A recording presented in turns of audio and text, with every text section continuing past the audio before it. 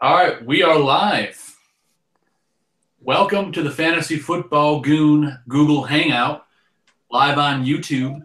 I'm the Fantasy Football Goon, Joe Mandel, and joining me as always is my friend and colleague, John Santucci. Tooch, what's going on, man? Hey, Joe. I'm ready to talk fantasy football. Yeah, it's good to be live, and hopefully we got some folks that are tuning in. Just went live now, sent out a tweet, put out a post on Facebook, and we're ready to rock and roll. If you guys tune in, feel free to ask us some questions. You can ask them live here in the stream. You can ask us on Twitter at FFBGoon, or you can shoot them to us on Facebook. Either way works. So let's get to it, John. Let's talk fantasy football, man. All right, I'm ready to go. All right, man. So tonight going on right now, game just started. Miami at Baltimore. A bit of a stinker on Thursday night, huh? Yeah, we're just talking about that. Could be the worst game of the season on Thursday night so far. Matt Moore versus Joe Flacco. What happened to Joe Flacco, Joe? I think he got stuck with some quality receivers, but they don't know how to use them. Yeah, it used to be, a decent fantasy play, once in a while, throw up 300 yards. And this year seems to be bothered by, his back injury and a lack of playmakers on offense. Yeah, they can't seem to get anything going down there. I don't know what it is. I mean, they have receiving threats. They just don't have much of a run game, so I think that might be the problem. I don't know. Yeah. Who do you like in this game tonight? I think I'm going to take the Dolphins. I just think they have a little more offense than the Ravens. They're the home team. Mm-hmm. And they might get a little bit of a spark under veteran Matt Moore. Well, they're actually in Baltimore tonight, but is it in Baltimore? Okay, I thought it was in Miami. It's in Baltimore, but I do like the way Matt Moore played last week. Yeah, I thought he showed a lot of promise and way better than Cutler looked. That's for sure.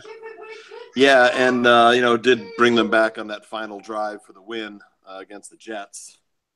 So I like the Dolphins' running game better than Baltimore. Yeah, Miami's defense is okay. Yeah, I'm a fan of Jarvis Landry tonight too. Yeah, I think he's gonna go off. I think Macklin is out. I know Mike Wallace is banged up too. I don't. Yeah. To be honest, I've kind of not followed all that much of the Baltimore receivers because one, they haven't put up a whole lot of points, and two, they can't seem to get anything going. Yeah, and Buck Allen might be a decent play. The defense is still a good play. For Baltimore, they still have a really good defense.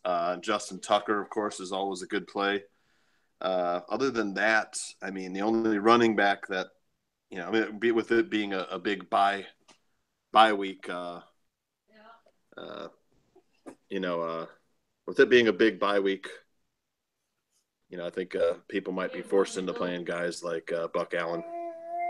Yeah, for a while we were big fans of him. Very use in that offense. Kind of hard to figure out what's going on there. So I'm trying to stay away unless, like you said, you're in a bye week like this where you got a lot of teams on bye. I don't think it's a terrible play in this game, but not loving him at all. Yeah, I think Miami defense might be an okay play as well. Yeah, I like Miami in this game. I believe, let me double check my rankings here, but I'm pretty sure I had Miami in the top 10. Yeah, I got them ranked at number 11. So not a terrible play, especially with a lot of teams on bye. Yeah, and I think it'll be a lower scoring game. So, if you have Jarvis Landry, of course, you're starting him. And the guy we talked about last week was Julius Thomas. Yeah. He had a really nice one-handed catch in that game against the Jets. And maybe he's likes Matt Moore's going to get sort of a hookup with Julius Thomas, and maybe while Jake Cutler's out, maybe handling 2014, right? And I don't know how long Cutler's going to be out. They said today that he's got some cracked ribs, but he might be available next week from what their reports were saying today. Right. In Miami, of course, they have a lot of work to do if they're going to make the playoffs in this division with the other three teams in the division playing so well. Playing better than them for sure. It's a tough division, Joe. Yeah, it's an uphill battle. But I think I agree with you. I like Miami in this game. I know Baltimore's at home. They're a 3-point favorite at home, but just like the way Miami played last week. With that said, I'm going to kind of go click back and forth between this game and whatever else is on TV. But, Miami. I like Miami tonight. We won't talk too much about it since it's going on right now. Yeah, I wasn't real confident about this one, but I think I put 1 point on Miami. Right. Just it's it's a throwaway game for me. The other games are going to be more where we make our good picks. Yeah, there's some good ones coming up this weekend, but one of the good ones that I wouldn't consider this to be a good one. We got another London game. We talked to our UK goon last week, and George, and kind of gave us some insight to the NFL in London. But Minnesota is going to London to play Cleveland, who Cleveland's technically the home team. Cleveland Browns are awful. So I think the Minnesota defense is going to mop the floor with them. The Minnesota defense is the top defensive play for me. I have them ranked at number 1. I think that Cleveland offense can't get it going, and they can't hold on to the ball. Yeah, great defense. That they're the number 1 defense in the NFL, I think. And I heard something interesting was that Minnesota has been using science to prepare for going and playing a game in Europe. And one of the things that I heard that they were doing was that they're wearing like special glasses, really, to look at their phones and iPads so their eyes don't get tired, during the game. And concentration is better. Wow. They're using sleep science as well to prepare for this game. So, we would take the Vikings regardless because Cleveland just can't make up its mind at quarterback. Deshaun Kaiser's in there, then Hugh Jackson. He throws an interception or two, and Hugh Jackson pulls him, and Cody Kessler, and I think Kevin Hogan is the other. Those two, it's just a carousel of bad quarterbacks.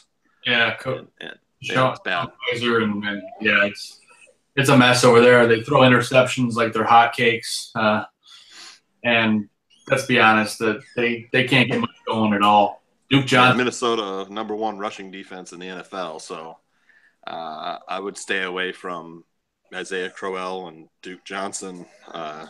There's nobody on Minnesota that I would, on Cleveland that I would play. Yeah, I wouldn't touch any of the Browns in this game. I do like the Minnesota Vikings. I like Stephon Diggs practiced all week. He might be back. So if Diggs and Thielen are both in this game, I could see both of them easily having 20 fantasy points. I wouldn't be surprised to see that at all. Yeah, Cleveland not bad against the pass. They're terrible against the tight ends. I look for Kyle Rudolph to have a huge game.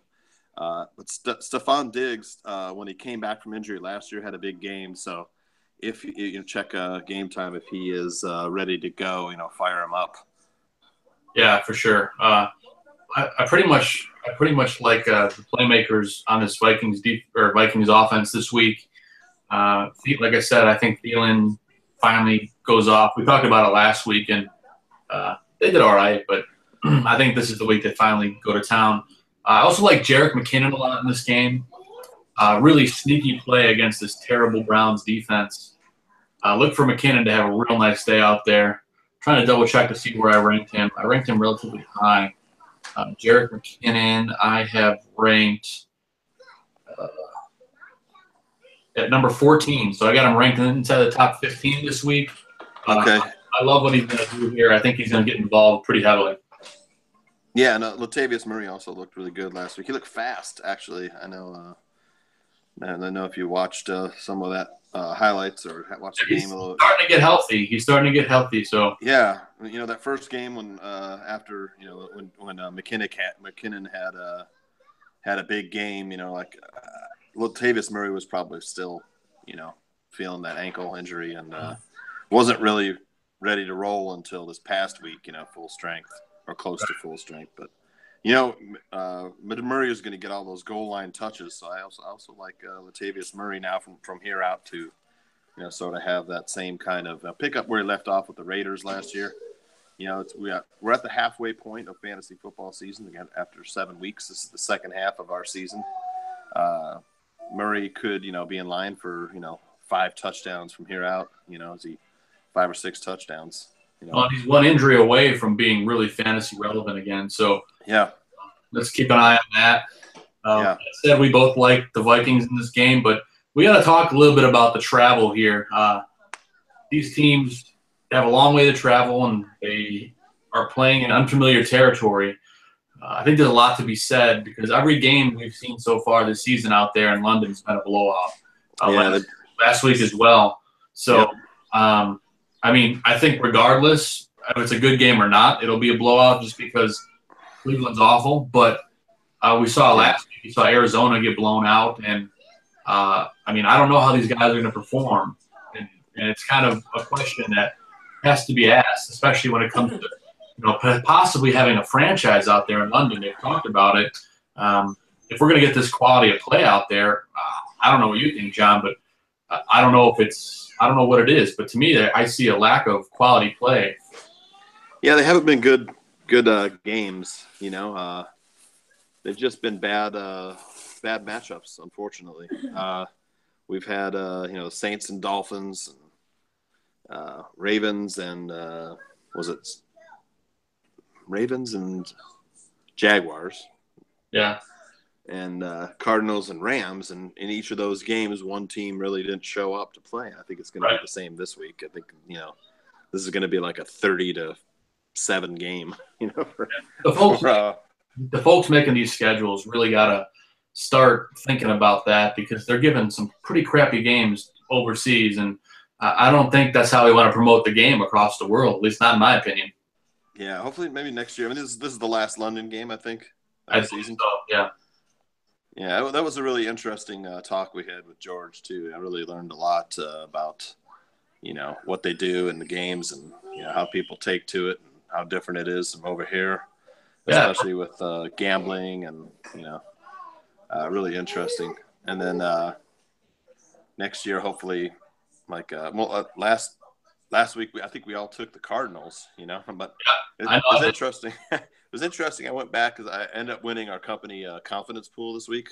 Mm-hmm. And I looked back, I had the Rams. So I took the Rams in the company pool, then went on air and said I liked the Cardinals. But, there was pizza and wings this past weekend after the confidence pool, or this past week.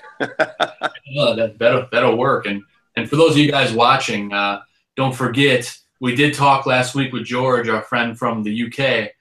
He gave us all this insight into the NFL and how football is viewed in London. So if you guys want to tune in, it's on our YouTube channel. Just kind of go back and check out last week's video. Very cool to watch, so check that out. So John and I both like Minnesota in this London game. But John, let's go to the next matchup here. A little bit more intriguing. Atlanta coming off that loss to New England where they didn't look good at all, going down to New York to play the Jets, a team that's looked much better than they have any right to, in my opinion. Yeah, it was a fog bowl too. I don't know if you caught some of the game. Yeah, that was crazy. Did you see? When the fog started rolling in, they switched to this other camera angle, so you can get a bet. And the other camera angle was great. It was like, man, where's this been all this time? That was pretty cool. It was like almost on field. Look, you're kind of like behind the back of the quarterback up a little bit, 3/4 view. So that was really neat. But yeah, Atlanta having struggles. I don't think they ran the ball enough. I think they could have ran the ball a little bit more and tried to get Freeman rolling and stuff. They just, I don't know. I took the Jets. I don't know who you like in this. The Jets are kind of on a roll. I know they lost to the Dolphins, but the Jets are, the Jets look like a more confident team. I don't know if the Falcons have that same magic they had last year. I had a hard time picking this game. Yeah, so did I. I think I put 2 on the Jets maybe, but I I think the Jets have enough offense, and I think it's in New York. This game is in New York, yes. It's in New York, so you can run on the Jets. So, I mean, if you have Devontae Freeman, I'd feel real confident playing him here. But as far as the Jets backfield, 1 week it's Matt Forte, 1 week it's Bilal Powell. I think last week was Matt Forte, so I think this week it might be a Bilal Powell week. I don't know. I'm gonna, with the bye weeks, I'm firing up Bilal Powell. I don't really have anybody else. I got guys on bye, but you're playing Austin Seferian-Jenkins. He's just been hot. You want to stay riding that hot streak with the tight end there. Right. Looks like we're getting some questions here, John. So. Oh, all right. Let's see here.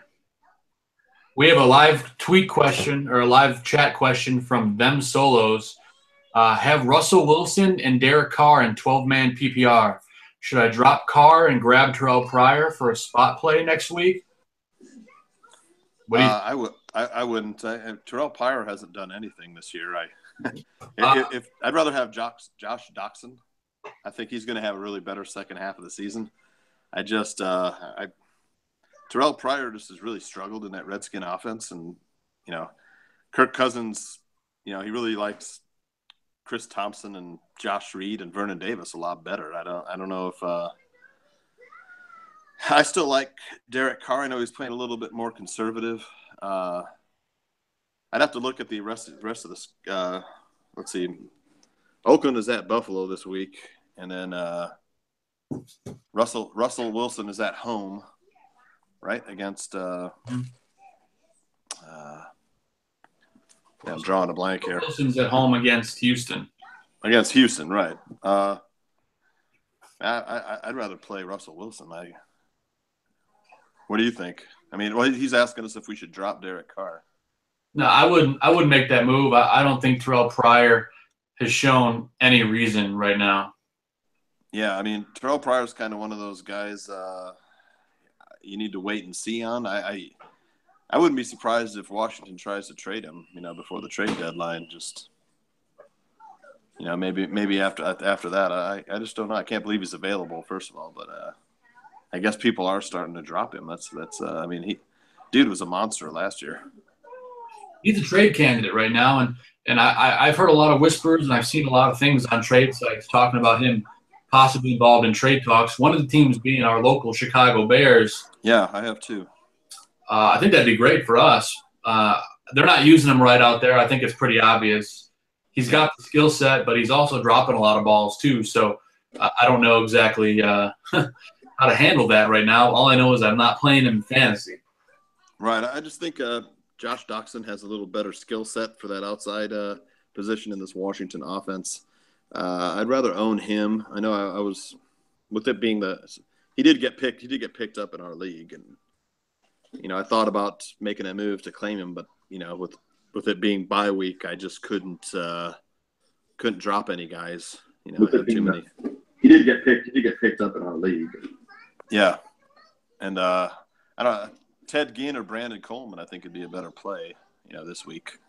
Sure thing. I agree, John. And we had a little follow-up from Them Solos as well. Yeah. That question, he said, Doxson's already taken. I have Robert Woods on the bench, and I can play him next week. I like Robert Woods a lot better than Terrell Pryor. Do you agree with me, John? Robert Woods is off this week. Is he on bye? He could play him next week. So okay. Robert Woods is off this week, but I think Robert Woods is a better play right now than Terrell Pryor. Yeah, Woods is getting targeted a lot more than Pryor. That's for sure. So, I mean, Woods is probably getting 5 to 8 targets a game, while Pryor's getting maybe 3 to 5 looks.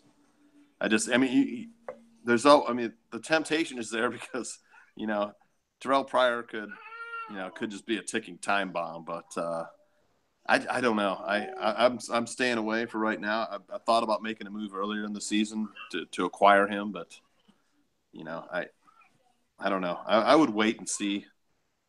That's just me. I think there's other plays out there right away. I mean, Marquise Goodwin is out there probably. He looks a good-looking player. Yeah, he's looking good. I agree. Marquise Goodwin's looking good as well. Yeah, he gets a lot of targets. I I will say if there's one player that's available out there right now, go pick up Juju Smooth-Schuster. Yeah. Great call. Yep, I absolutely. can't talk, but loving Juju, man. He's the new number 2 wide receiver in Pittsburgh, and Mark Bryant demoted to the practice squad, and I think Juju's going to have a big game this week, Sunday night, kind of get some spotlight. Yeah, another guy I'd also look at is Paul Richardson on the Seahawks. Yeah, he's a starting wide receiver opposite Doug Baldwin. He's had some good games. That's another player I might look at, especially that might be a higher scoring game this week. Houston and Seahawks. I know that these teams are known for defense, but I think that they can also get into some shootouts here.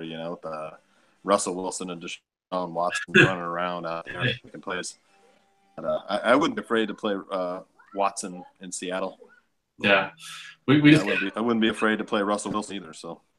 Yeah, I wouldn't either. I like either of those guys. Yeah. We got another follow-up from them solos. Cook's on a bye next week for me. That's why I have DeAndre Hopkins, Dez, and Cooks. Yeah. I was 0-3, won my last 4 to get to 4-3. Oh, excellent. 8 teams in my league are at 4-3.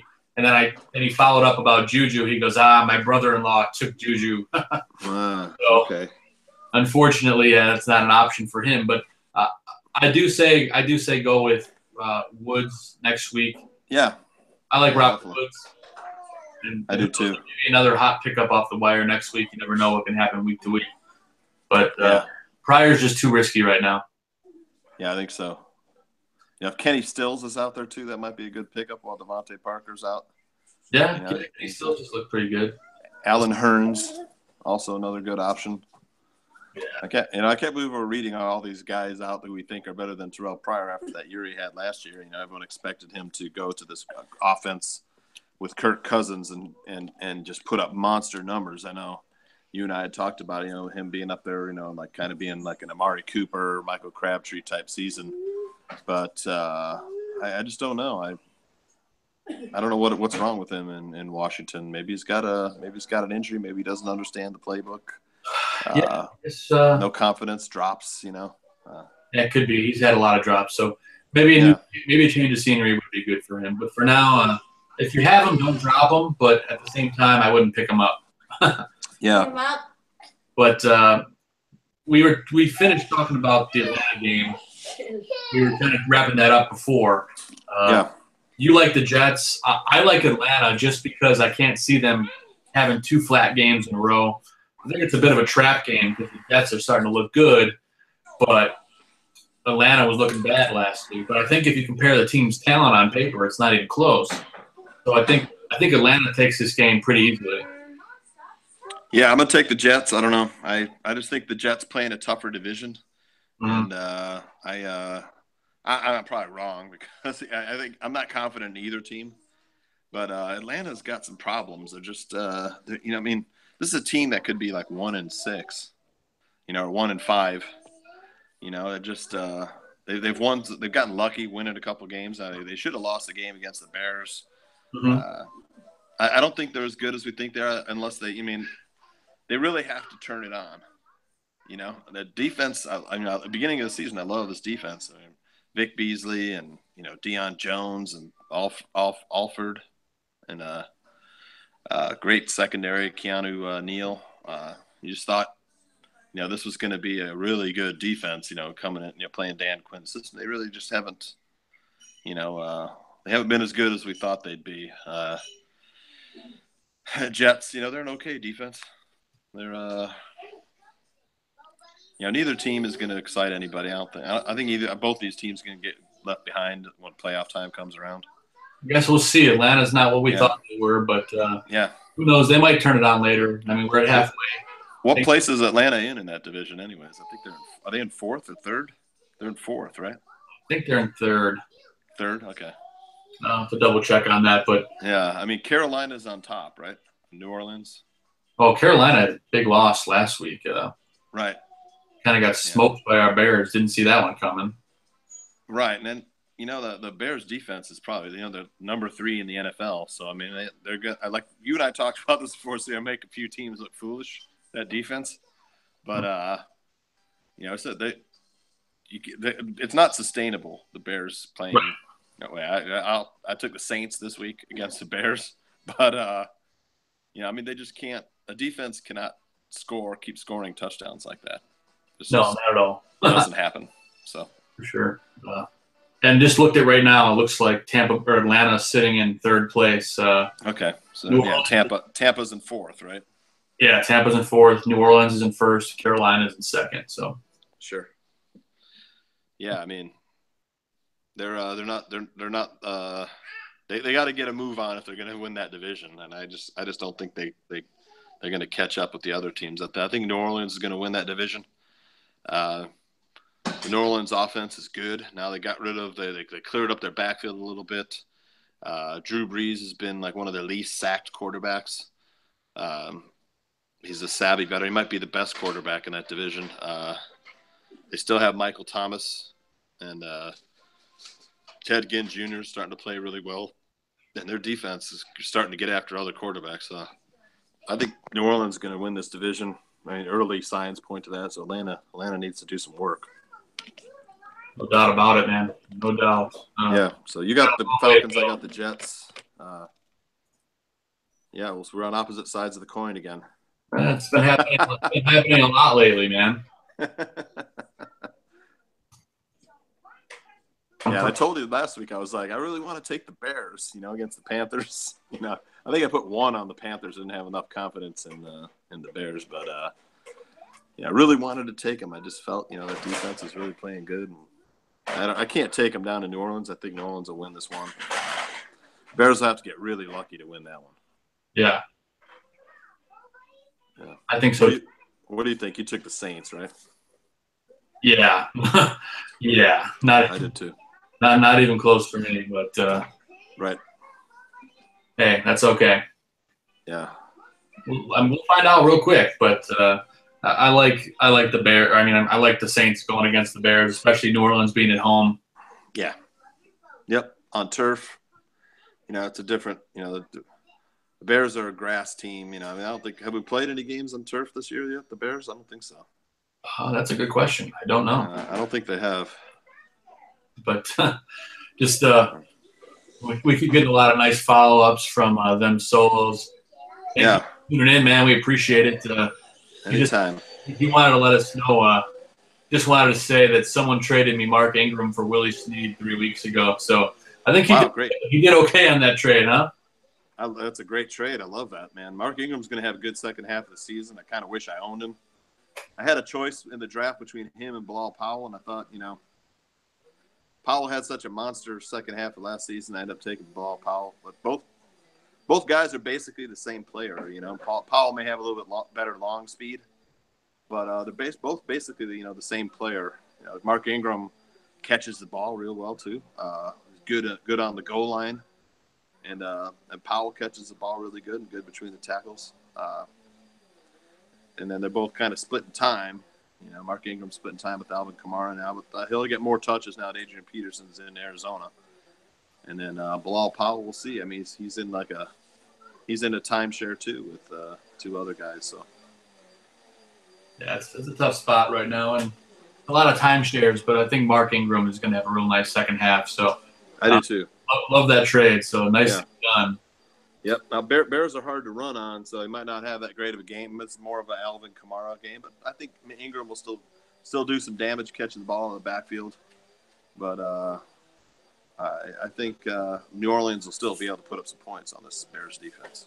Oh, yeah, Michael Thomas questionable in this game, but yeah, I still saw that.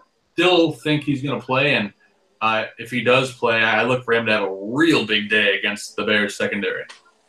Yeah, secondary playing good. I mean, Kyle Fuller's a good little player now in his contract year.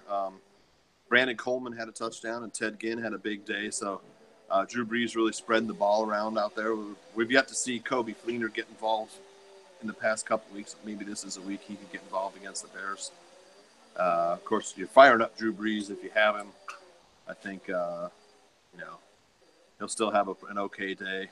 I don't think Breeze will put up 30 points on the Bears defense, but I mean, 24 around there for the Saints is probably a good mark. Maybe 27. You say that again, John? I'm sorry, you broke up a little bit. Yeah, I think I don't think the Saints will put up 30 points on this Bears defense, but I think 24 around there would be a good number for the Saints. Scoring. Yeah, so too. The Bears D has been really good. They're very fortunate to have a defense that's playing quality ball right now. I think New Orleans probably puts up somewhere around 21 to 24 points. Maybe a little bit under. Guess we'll have to wait and see. But, I don't think the Bears are going to put up much points this weekend. I mean, they're going to try to feed the ball to Jordan Howard. He's going to get like 25 to 30 touches. And then, they'll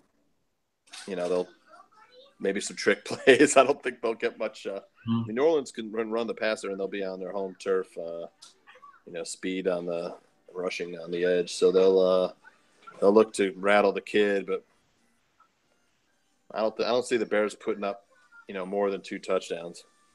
No, I don't think so either. And plus, Mitchell Trubisky kind of had a real tough week last week, and I think he's going to try a little too hard to prove himself, and I think he's going to have some turnovers in this game. Yeah, he's still learning the NFL game, so it's all that can be expected. He's a game manager. He's not ready to to win games on his own. Like we're seeing Carson Wentz do. He'll take some steps this year, but maybe by next year we'll see that. Who knows? How about that Carson Wentz? He just keeps flying higher and higher. He is. He's flying higher and higher, and we love Carson. But and speaking of the Eagles, we got one last question from them solos regarding the Eagles. He said, "Last question. What do you think about playing Jalen Richard as a flex play instead of Wendell Smallwood?" Personally, for me, I think you got to play Wendell Smallwood because he's going against that terrible 49ers defense. At the same time, I do like Richard getting a start with Marshawn Lynch suspended, but at the same time, that Buffalo defense is really good. Yeah, I mean the better play is probably Smallwood. I just, this is his first game back, right? He didn't play last week. Wendell Smallwood did play last week. He did play last week. Okay. Yep. So, I mean, San Francisco terrible against the run. You also have LeGarrette Blount and Corey Clement over there, who caught a touchdown. So I mean, I'm kind of leaning Jalen Richard here. Yeah. I kind of want to see it from Smallwood. Richard is so talented, man. His speed. I think the Raiders are gonna get into a situation where they have to throw the ball. They're gonna get into these third down situations. I think Richard is gonna be on the field a little bit more than Smallwood. I think Richard's gonna have a chance to catch 5-6 passes, maybe make a play or two and get in the end zone. As they get down to the red zone. So I mean, I'm kind of leaning toward Richard here, Joe. I mean, you did see Smallwood not do much last week, but and then you saw Richard get really involved once Marshawn got suspended in that game. So I guess I could see it both ways. The 49ers are terrible, so Smallwood's probably going to get involved. But even with a good defense in Buffalo, Richard's going to get the ball. He's going to get involved, and he's not just going to rush. He's also going to catch passes. So, and he's guaranteed to play probably at least 2 downs of possession, so maybe 3. So the more and more I think about it, after talking through it, I think I agree with you, John. I think he had 13 touches last week, so I mean I don't know how many touches Smallwood had, but maybe, of course DeAndre Washington's going to touch the ball too for Oakland. They're going to be about equal splits, and I mean that's something you don't know. You don't know how many. I mean, maybe Philadelphia comes out and tries to establish the run, but I think I'm going to stick with Richard on this one. Just I'm going to ride that hot streak with him right now. Yeah, and them solos clarified that that's a PPR league. So with that said, I think Richard's the better play, especially in PPR. Yeah, I think so too. and I like him starting in that game. And Wendell Smallwood only had about 10 touches last week, so look for Richard to have more, especially given the fact that he's playing the full game. You never know. I mean, Philadelphia may want to come out and pound the ball with LeGarrette Blount to just feed him the ball, but the Eagles a team that like to throw the ball more than they like to run it.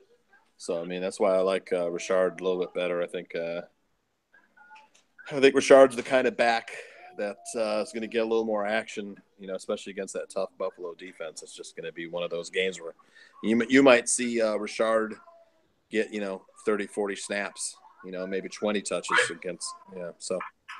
Very, very possible. And since we're talking about this game, we might as well go ahead and get into it. Philadelphia is at home playing San Francisco in this game. You were talking about Carson Wentz a little while ago, and we've been talking a lot about how great he is. And good grief. I'm so glad that last week my opponent had him on his bench and played Marcus Mariota instead.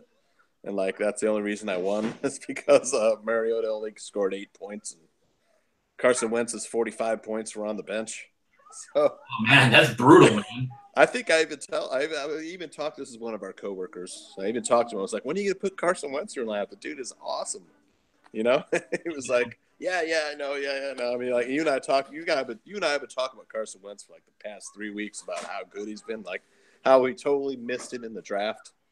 I wish I would have drafted him. That's for sure. Man, so do I. Next year he's going to be, the third, fourth, maybe fifth quarterback taken. Oh, no doubt. Rather than a 14th round pick, which is where he was this year, probably. One of the last quarterbacks. John, this is the week. This is the first week of the year. I have him ranked at number 1 at quarterback. First time ever in his career, I have him ranked at number 1. But I think against San Francisco, he's just going to light him up, and I think he could easily throw for over 300 and maybe even 4 touchdowns. Yeah, the kid's really grown up. He's got a great feel in the pocket for where pressure's coming from. He's able to, buy time with his legs. He's got a decent offensive line too. Make no mistake about that. He's got a good offensive line.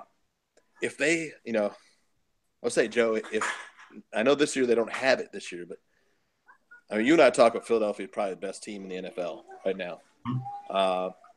Next year, if they get a decent running back in the draft, I mean, there'll be some good running backs coming out.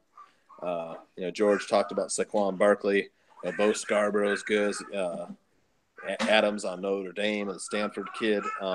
If Philadelphia gets one of those running backs, something good to take some pressure off Wentz, watch out, because that offense next year will be even better.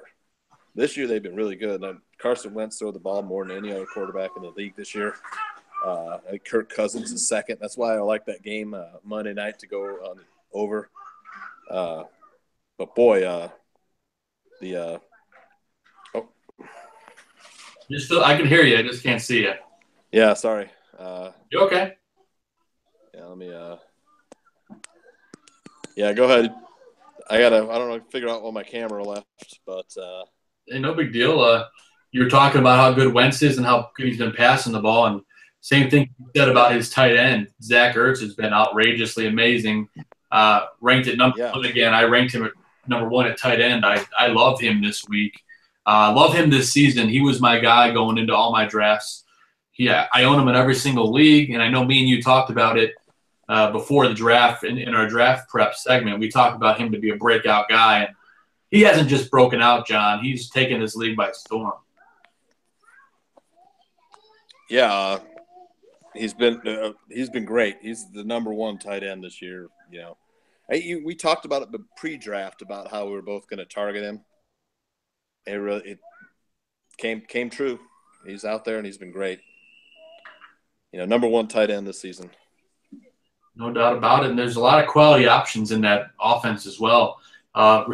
The receiving core is looking really good. Nelson Aguilar looks like he's finally figured it out. He's getting open. You see Alshon Jeffrey starting to make some good catches. Really like what I'm seeing from those guys right now. Yeah, and I think Alshon Jeffrey is going to have a good second half of the season. as the Eagles start putting everything together and they start, really getting into playoff caliber streak and mode, they start getting into, being one of the top teams, and really playing like it, and that offense really getting the confidence. I think you're going to see Alshon have a little step up. Oh, I think so too. He's a good guy to buy low on. I mean, he hasn't had a terrible first half, but he hasn't been amazing. If you can get him in a trade, I really like Alshon the second half of the season. Yeah, I do too. I think I might. I've been thinking about putting together an offer, trying to grab him, but as you say, I've had a lot of injuries. I don't have a lot of good pieces, and of course, my number one. I guess he's my number one receiver. He's still healthy, but his quarterback is injured, and it's just been really I'll have to ride it out with him or try and trade him. But I'm talking about Packers, Jordy Nelson, and man, he was awesome this whole first half of the season until Aaron Rodgers went down. Now any one of those three great Packers receivers are question marks. Yeah, that's a tough situation right now. Aaron Rodgers they came out today that he had screws put in his collarbone, and the healing time for that's apparently very long. And if he comes back, it's probably not going to be until playoffs. Yeah, it's a shame. Yeah, I know. He was my number one receiver. I have Tyreek Hill too, and was counting. Maybe Jordy and Hundley get up some kind of connection, but that Green Bay offense. Of course, Ty Montgomery's been banged up. Aaron Jones has been good, but Ty Montgomery is a better player, I think. Just being a veteran and catching the ball in the backfield. Aaron Jones is good though, but Brett Hundley, he's not Aaron Rodgers. He's just he's learning. This division, man. That's what I was saying. You and I talked about the Vikings should try and make a trade for. I know it's still Latavius Murray, depending on how he looks, but the Vikings making a trade for someone like Carlos Hyde, or trying to think of who else might be out there, even Bilal Powell. Look at Matt Forte. Matt Forte's a guy. Yeah. So but I think the Vikings are going to stay where they are with Murray and McKinnon and try and win it with their defense and wideouts. But that's another team. I think will win that division. But now especially that Aaron Rodgers is down, I just don't see.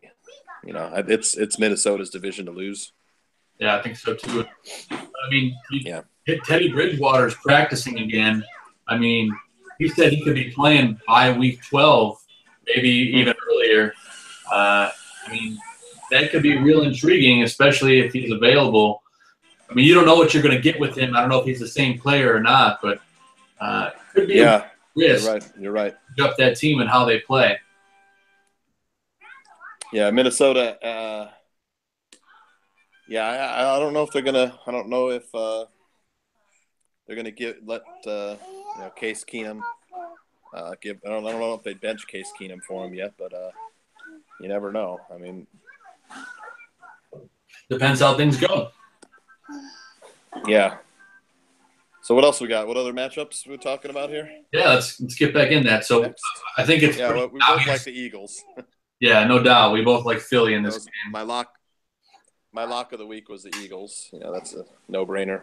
I will say a good play for that game before we move on is George Kittle.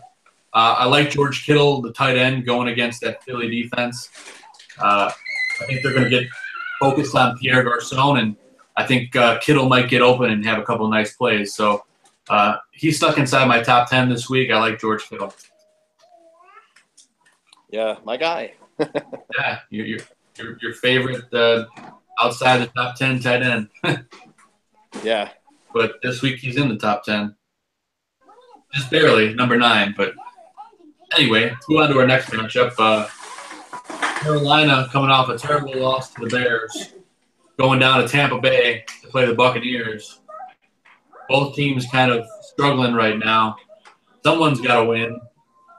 Carolina looks like they're in a tailspin. I think Tampa Bay, being the home team, can probably pull this one out. Mike Evans is a great play in this game, man. The Carolina secondary has not been that good. Yeah, so this is a hard game for me to pick. Uh, I think I'm going to go with the Buccaneers here. Home team. I don't know. I mean, yeah, I like Mike Evans here. I mean, I think this would be a real close game. I don't know if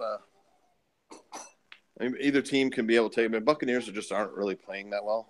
I think they can definitely make some plays on offense. It's the defense that we're not sure about, and Carolina got embarrassed the last 2 weeks, and That they did.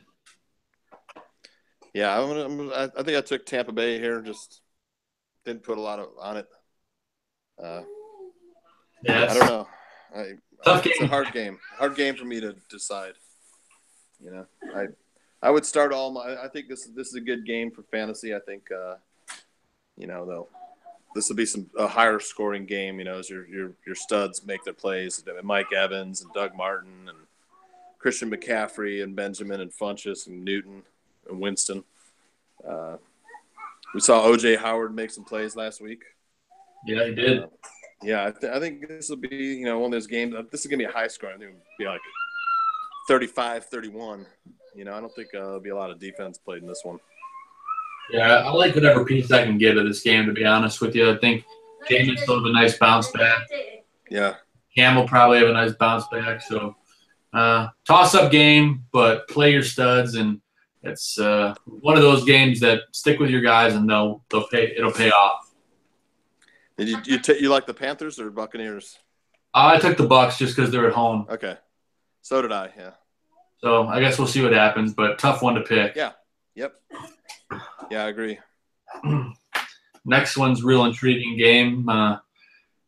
Teams in different directions. Indianapolis got to go down to Cincinnati to play the Bengals. Jacoby Brissett looks like he's probably going to be the starter the rest of the year. Andrew Luck had another setback, so I doubt they activate Luck at all this year. They'd be stupid to at this point. So him going against that Cincinnati defense could be a decent matchup for him. But the one player that really, really stands out in this game is A.J. Green. I have him ranked at number 1 at wide receiver. First time all year. That Colts secondary is horrendous. I look for A.J. Green to have a monster game. Yeah, I love the Bengals in this one. I love the Bengals defense in this one. I think this will be a good Joe Mixon game too.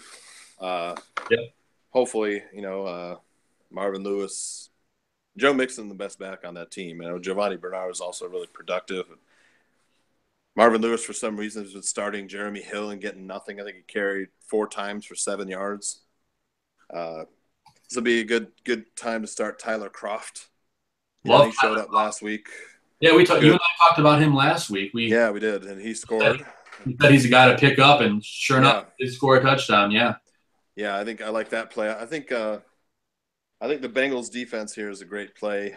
I think I took the Bengals in this game. I don't think it'll be that close. I think it's going to be, Bengals by a touchdown, maybe 10 points. Yeah, I like the Bengals in this game. You talk about Joe Mixon. I got him ranked at number 15. I think he's a great play. Tyler Kroft just outside my top 10 at tight end. I love him going forward, especially as a guy who's unowned. Right. Yeah, Andy Dalton might be a sneaky play here too, Joe. If you're a quarterback on bye. Yeah, I mean, it's hard to recommend starting him, but if you're in a pinch, Andy Dalton's not a bad play, especially against this terrible Colts secondary. Yeah, I agree. He's ranked number 12, so that's a pretty decent play. Yeah, and with 6 teams on bye, he's a good play. Yeah, I think so too. It looks like we got another question here on the live stream. Okay. Rena Z asking if we think the Bears have a chance this year to make the playoffs. Yeah, to make the playoffs. I think it's possible. I would say it's unlikely, but I mean, that defense is really good. So I mean, they're definitely a championship quality defense. Like if someone like Pittsburgh or name another good offense. Washington or Philly. If they had the Bears defense, Philly has a good defense in its own right. I'd say the Bears could make the playoffs. I would say, and especially now that Aaron Rodgers is out and Detroit's starting to come back to earth. Yeah. They could get a wild card. They would really have to. I mean, they have a fairly easy schedule. They played a very tough schedule. Like the third hardest schedule in the NFL this year, and they're 3-4. Yeah, they looked bad the last couple weeks, and that defense is really the star of the show, like you said. But they traded for a wide receiver this week. They got Dontrell Inman. Yeah. And it looks like they're in the market for more trades. The trade deadline's coming up right at Halloween. So if they add a couple receivers here, and maybe they get things going, I don't think it's impossible. I don't think it's likely, but the Bears could easily take a wild card spot if things fall the right way for them, especially at the trade deadline. Yeah, they could get that sixth slot. It's not impossible.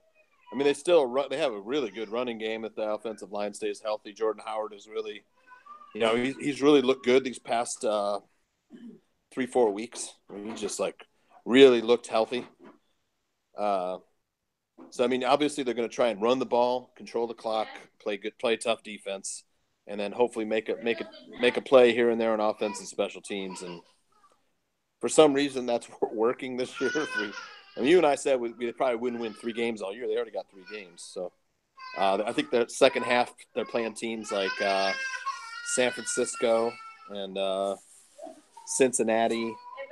I think they have Cleveland on the schedule too. So I mean, that's like 3 or 4 winnable games right there. That could give them that puts them about 7 wins right there.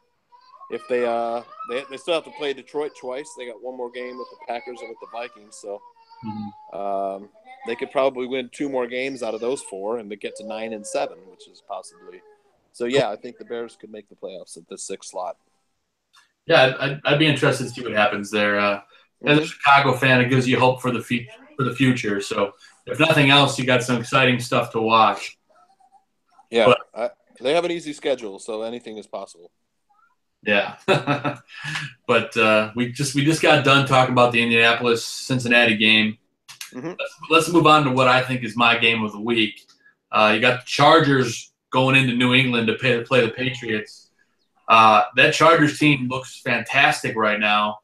Phillip Rivers is on fire. Phillip Rivers is a top 5 play this week, I think, against that secondary. So this should be a really high-scoring game, John. Oh, I think it will. Yeah, without a doubt, it's going to be a high-scoring game. And, I'm kind of torn between – I want to fire up Phillip Rivers too, but I have Alex Smith also, and he's also a good play. Of course, Alex Smith going against the Broncos on Monday night. Boy, it's going to be tough. I mean, this is kind of a game where I kind of want to take the Chargers in an upset. I think it'll be like an almost upset where, they're getting a few within scoring distance at the end. So I'm opening up a bottle of water here. All right. And this is I think this game will come down to like the very end where like Rivers or Brady will have a chance to win it with the last play. I think it'll be a high scoring game. I think this is going to be a game like 31-28, something like that. And there's lots of fantasy plays here, man. I love Hunter Henry in this with Dante Hightower out for the Patriots. I gotta love Amendola and James White. San Diego's defense is underrated. So I mean, Tom Brady may struggle a little bit, but he's still Tom Brady. They are at home. So Tom Brady is a great play in this game too. I mean, he's been really, really good this year. Look at John taking some shots of whiskey, man. That's what I'm talking about right there. This is just dessert. Dessert. Instead of cake, I have whiskey. Hey, man, that works. You can have your cake and eat it too. Yeah. And actually, it's funny. We're talking right now about the Chargers-Patriots game. We just got a question on YouTube from Catherine asking, Keenan Allen, should I start him in this game? And it's an overwhelming yes for me.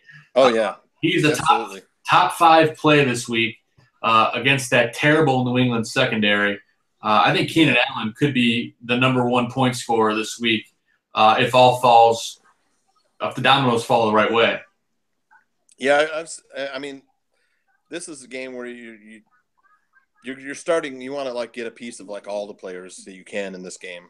From Hogan, Cooks, James White, Tom Brady, Gronk, Hunter Henry on the other side, Keenan Allen, Melvin Gordon. Melvin Gordon should have a huge game too. You can run on the Patriots. Oh, definitely.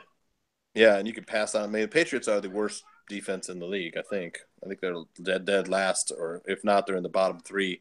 Well, they will be now with Dante Hightower out for the year. Yeah, Total muscle. They will be. It's got to be killing Bill Belichick. Oh, that's awful. He's the defensive coach, and that the AFC East a little tougher division than we thought. Joe, going in, we thought Patriots would be running away with this one. Buffalo and even the Jets are playing. Buffalo and the Jets are playing well. Good coaching on the Jets this year. To bring them, from what looked like to be a wasted season back to a little bit of relevance. And the Bills have been playing strong defense all season. So Patriots have their work cut out for them. Yeah, they've proved to us that they are a top defense in Buffalo, and definitely proved how good they are. I didn't put much on this game. I think I took the Patriots for 4.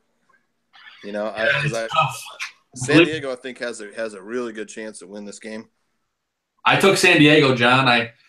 And I said it last week, and it's probably going to happen again. But every time I pick against Tom Brady, he still wins. But I really think the Chargers are a team that's really hot. They're trying to take over this division right now because everyone else is struggling. Mm-hmm. I think that the Chargers are going to go win this game, and it's because of that terrible defense. I look for the Chargers to score well over 28 points in this game, maybe approach the 35 mark. With that said, I don't like San Diego. I don't like either defense really in this game. No. The way it all costs.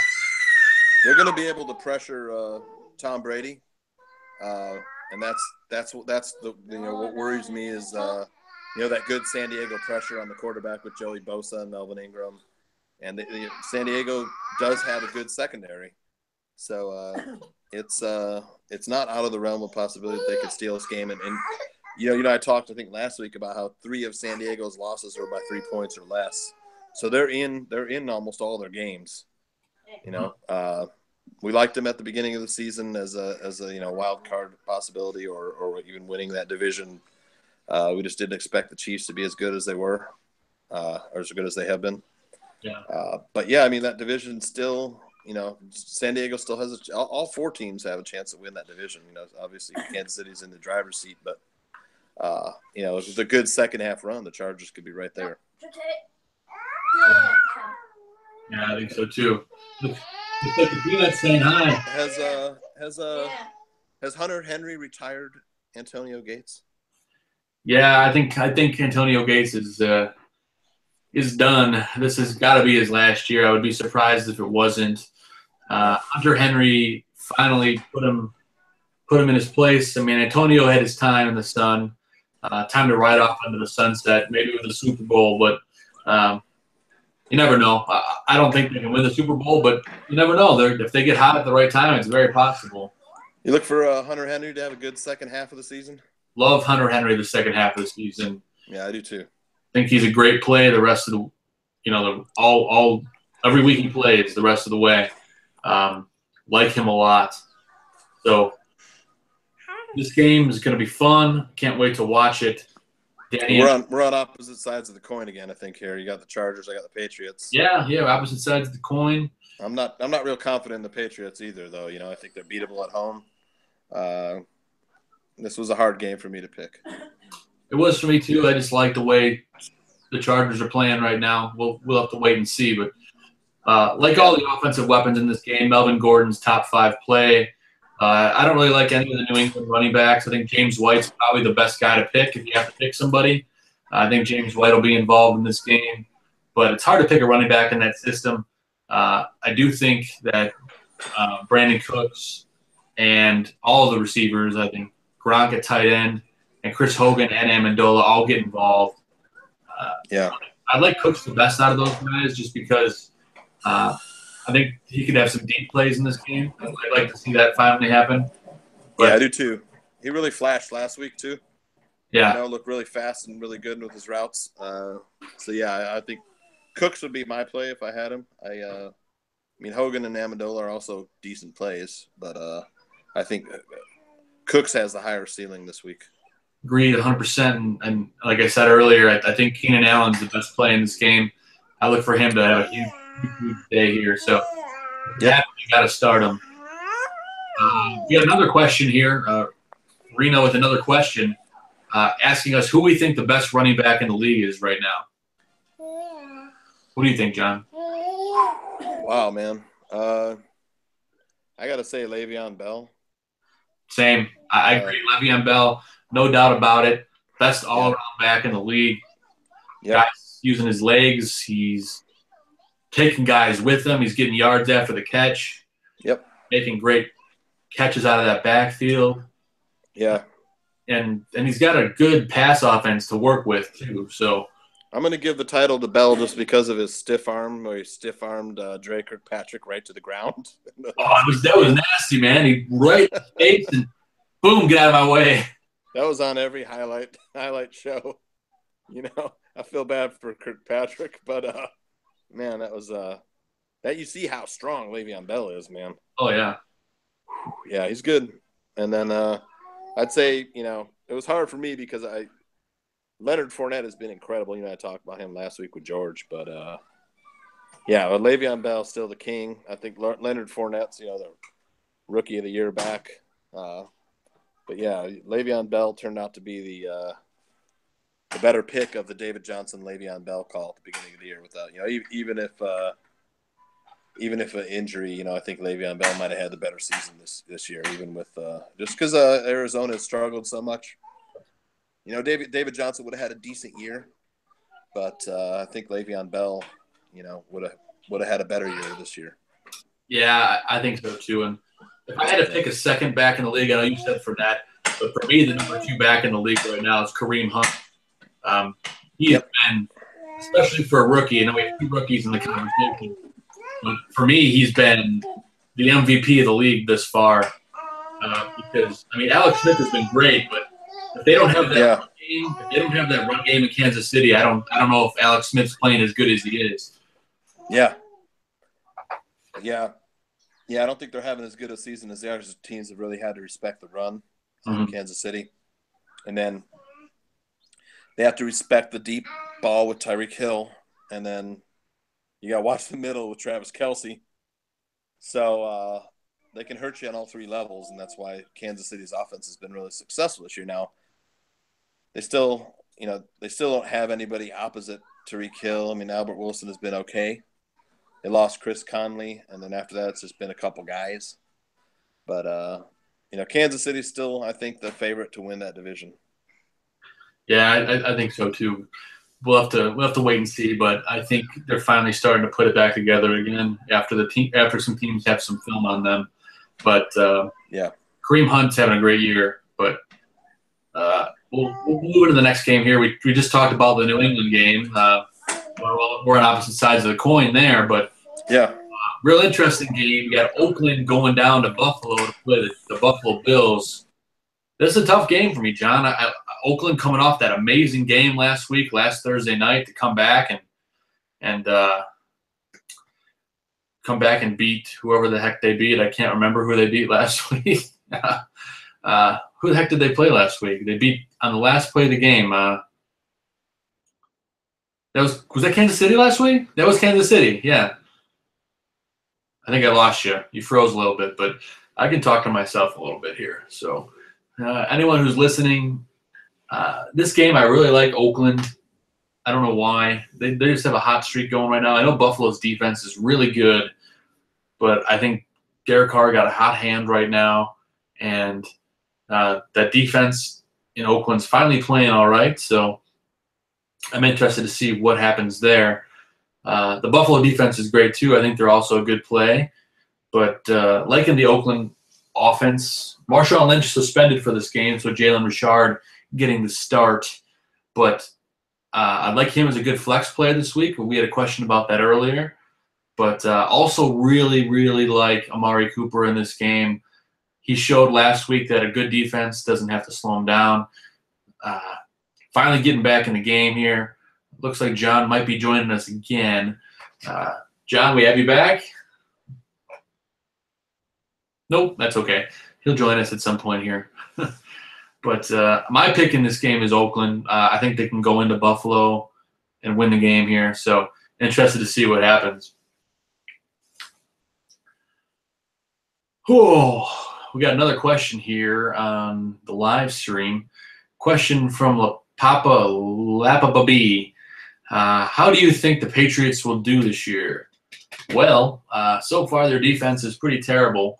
Having a hard time trying to figure out what this team can do. That defense is not good at all. So for that reason alone, I don't think the Patriots can win the Super Bowl. Their offense is great and they can stick with anybody, but unless they make some improvements on the defensive side of the ball, I don't see them going anywhere, really. So hopefully that answers your question. Obviously, I got my nice Patriots hat on here. I hope they do well. I just kind of like them since I was a kid. Bears fan by trade, but in the wings, kind of root for the Patriots. But just love football as a game in general, so I don't try to be too biased. But back to the game I was just talking about, Oakland at Buffalo. So the Raiders here are a team that's kind of going in opposite direction. Tyrod Taylor, though, is a pretty good play against this Oakland defense. Tyrod uses his legs as well as his arm, and I look for him to have a pretty nice game. I ranked Tyrod Taylor. Let's see where I ranked Tyrod. Tyrod Taylor, I have ranked at number 11, so just outside of my top 10 here.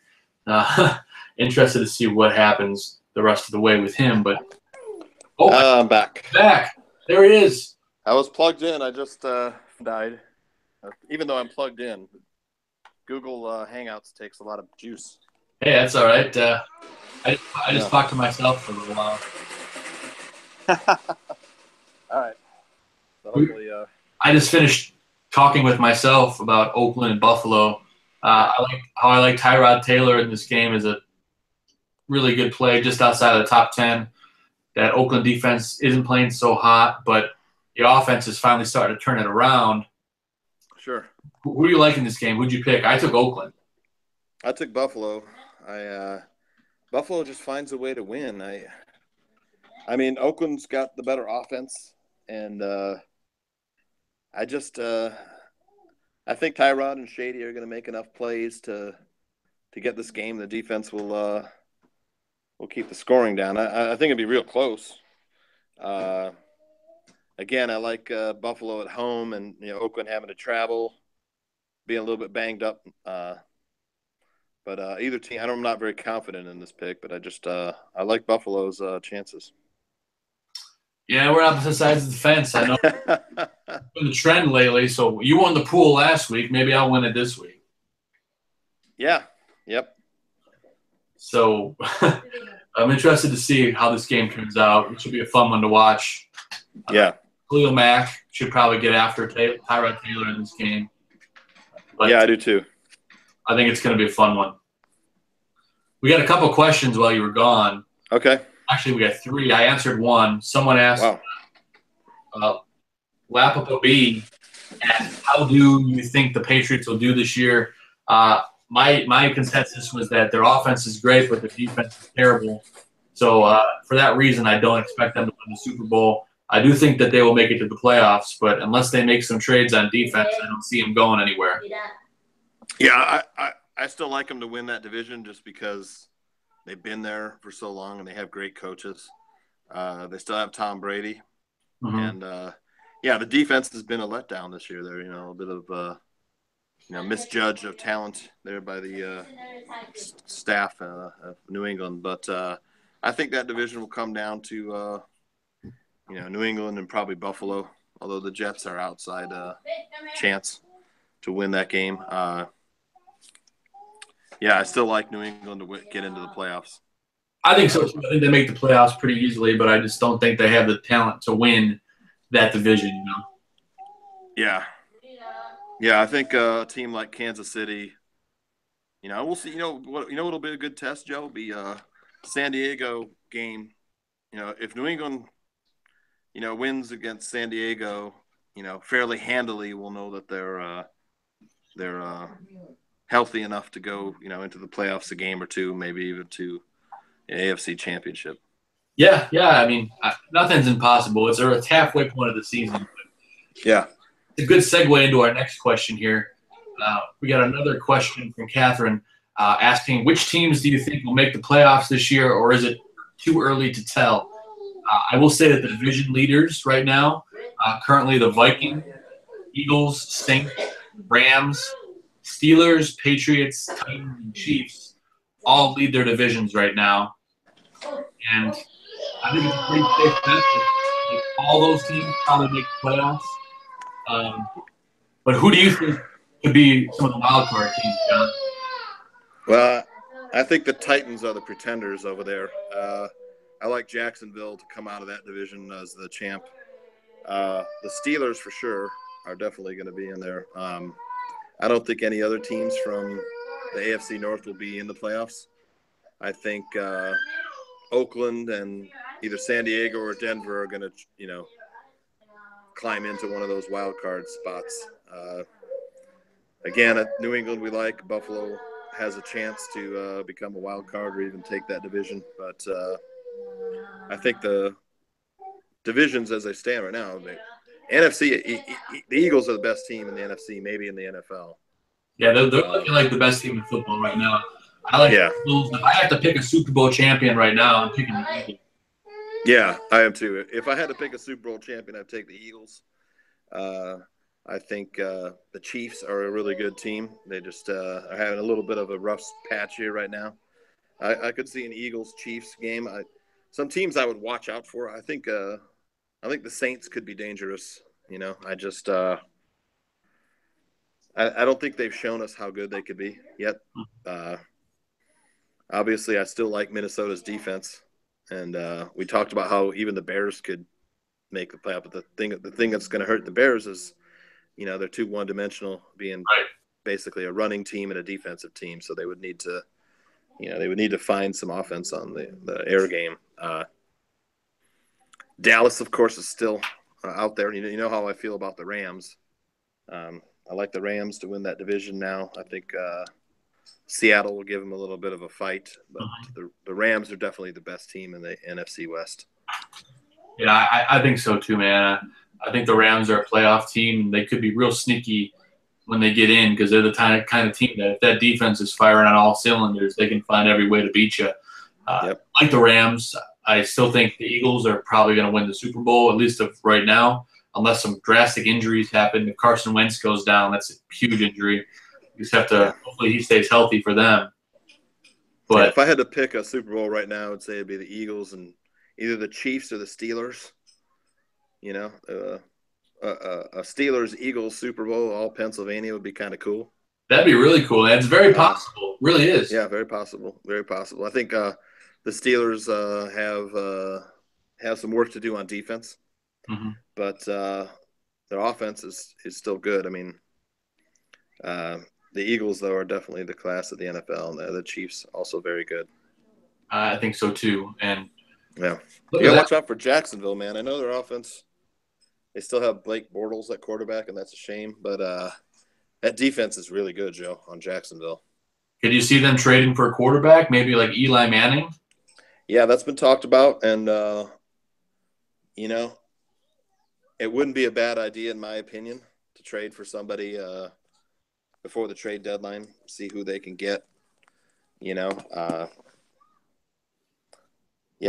a definite possibility. I mean, Eli Manning is definitely a candidate.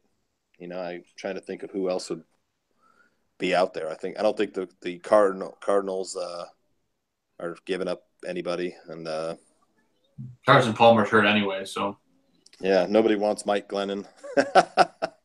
Nah. Yeah. Yeah, I don't know. I don't think there's any really there. Nobody really has any quarterbacks to trade, do they? Yeah, no, I don't think so either. Other than Eli Manning. That's about it. Yeah. But we got a couple. We got a couple more questions here. Yeah. Fire Uh, away. got another one from Rena asking, who do you think the best fantasy player is this year? And that's a really tough one. We talked a little bit earlier about the best running back in the league, and that's Le'Veon Bell. And for me, he's the best fantasy player in the league just because all the touches he gets, all the catches he gets. Yep. But I know there's a guy that you're really high on, John, that's having a real good year under center, who could possibly be the best person in all of fantasy right now at the quarterback position. We like him a lot. He's in Philadelphia. I don't know what you think, but he could easily be a top fantasy player by the end of the season. Yeah, no doubt. No doubt. He's Aaron Rodgers is down. Tom Brady and Drew Brees seem to have leveled off, but Carson Wentz keeps flying higher, and Alex Smith has also been really good. Yeah, the best fantasy players are, Le'Veon Bell, Carson Wentz, and I'm trying to think at receiver who is the number one receiver this year. Probably Antonio Brown. I'd have to dive Yeah, a little deeper. absolutely. So it's not out of the realm of possibility that Pittsburgh, will make a strong run into the playoffs. They got, two of the best players in football, Antonio Brown and Le'Veon Bell. So, I would say like Carson Wentz, Le'Veon Bell, and Antonio Brown. Those are probably the top three fantasy players this season. I'm in 100% agreement there. I think. Yeah. Yep. Gotta love Aaron Rodgers, says Rena. Love him, but he's hurt, so Yeah. we can't rank him as the number one player just because he's a little banged up right now. But we did get another question here asking, how do you think the Packers will do with Brett Hundley? We didn't see much from him last week. He started off good and kind of fizzled out. I think the more he gets involved, he may get a little bit better in that offense. But there's potential there, Joe. I like what I saw. It was his first NFL start. He can move. He's fast. He can run around out there. He's just got to build a little bit more chemistry with those great three receivers on Green Bay. And what I would suggest is that he gets Marty Bennett involved a little bit more. And once Tyrone Montgomery comes back, I think you talked about how you thought Brett Hundley was a good pickup. And after what I saw last week, I got to agree with that. Could be good the rest of the year if he's available. He's a wait-and-see guy for me. I don't know if he's worth a start yet, but I would hold on to him and see what happens. Yeah. I do think the Packers could easily win this division with him if things fall the right way. Depends what Minnesota does at the trade deadline. I'm interested to see if they stay put or if they upgrade at running back. I'd like to see them make a move, show that they're serious about winning. But I got a good comp for Brett Hundley right now, and I think it's Trevor Siemian. Yep. Because Trevor Siemian can give you some good games, and he's going to give you some, average games, maybe a poor game. And I think, Trevor Siemian's got some good targets, to throw the ball to, and so does Brett Hundley. I think you can expect Trevor Siemian-like numbers the rest of the way for Hundley. Mm-hmm. Hundley has a chance to surpass that, of course, but he's he's basically a rookie. So he's going to make some mistakes. And that's why we like Minnesota. For certainly, Case Keenum could go down and Minnesota got nothing after that. And then, right. Green Bay end up winning that division, or Chicago or Detroit winning that division. So the division is very much up in the air still. I think Detroit and Chicago are both 3-4, right? Yeah. And Minnesota is 5-2. 5-2. Packers are 4-3. So I mean, there's not much. There's not much that separates those four teams. Obviously, Minnesota and Green Bay are probably the two best, but we'll see. I mean, there's a lot of division games for those four teams coming up that will really tell us the full story. A lot of football left to be played, John, and anything. Yeah. But we're halfway through the fantasy season, though. So we are. This is the time for you to, if you're like me, climb out of the cellar. Where I could try and maybe get that last playoff spot. Time to climb in, or time to climb in, or climb out. And I'm climbing out of the cellar. Yeah. And I had a good team, man. I like my team. I just had a lot of injuries. But man, if two of my best players are down, if I still had those two guys, I probably wouldn't be 2-5. I'd probably be 3-4, 4-3 maybe. But yeah, it's been a tough year. Yep. Tough year for injuries, man, all over the place. Yeah. Hard to stay healthy, especially with these guys going down. Yeah. Yeah, and we like Leonard Fournette and Kareem Hunt. I mean, I'm not sure if Dalvin Cook had stayed healthy, he'd probably be right up there with those two guys because he was having a really good season. And to see him go down like that, it was a tough loss for them. Yeah, that was my number one running back. So we'll see. I haven't been able. I've tried to make some trades. Nobody will part with their running backs because we're finding out again, Joe, that running backs are the pieces that you really need to own first. Yeah, if you want to win, you need running backs. Yeah, especially in PPR, you want to get those running backs that are, 3-down starters like Melvin Gordon and Leonard Fournette and Kareem Hunt and Le'Veon Bell. And it was Dalvin Cook, of course, and yeah, those are the pieces that people just won't give up, because everybody's trying to squeeze into those playoff spots. And well, there's going to be people in desperation mode now. They're going to need to make some deals. So yeah, hopefully. I look for those people to kind of come out of the woodwork right about now, halfway through the season, and we'll kind of hear from those people starting now. So if you can make a deal, now's the time to do it. We got 4 games left to talk about, John, so let's get going to the second half of the games this weekend. Let's do it. Only 2 afternoon games because there's a bunch of teams on bye this week. First afternoon game, you have Seattle playing Houston. Seattle's at home. It's always hard to go down into Seattle. Loud stadium, loud atmosphere. But Deshaun Watson's been fantastic. Some people are asking me if they should play him this week, and I think the answer is yes. He's been so hot, it's hard to bench him. He's going to run all over that Seattle defense because they're great against the pass, but they're not as good against the run. So I think Watson's going to get free and probably have about maybe 60 to 70 yards rushing, maybe score a touchdown with his legs, maybe 2. He's hard to bench, John. And with that said, I think Seattle's going to win this game, but I still think that Watson has a nice day.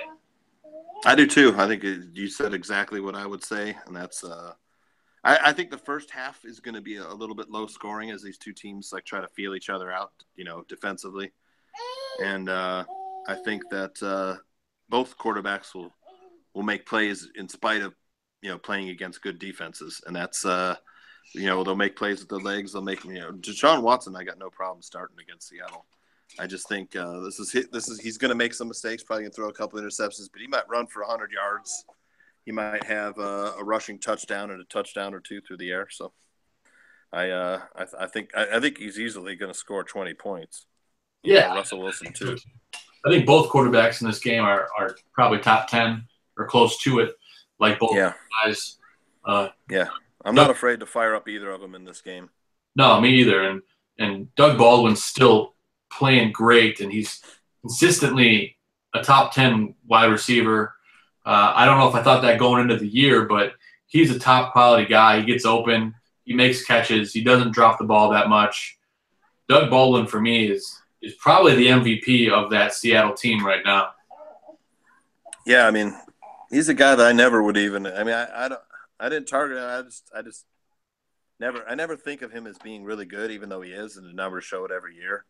He's a smaller guy. But, yeah, if you drafted him and he was your number one receiver, you didn't make a mistake. He's a good ball player. I'll tell you, he's the reason why. I mean, Paul Richardson has had a decent year. Many people thought he'd break out, and of course, I've had him on my team. I've had to drop him a couple times just because of buys and trying to get other players. I've just got a couple stashes, but I still like Paul Richardson. As a pickup. I think he might have a good second half. Seattle is a second half team. Russell Wilson's a second half quarterback. You see that almost every year.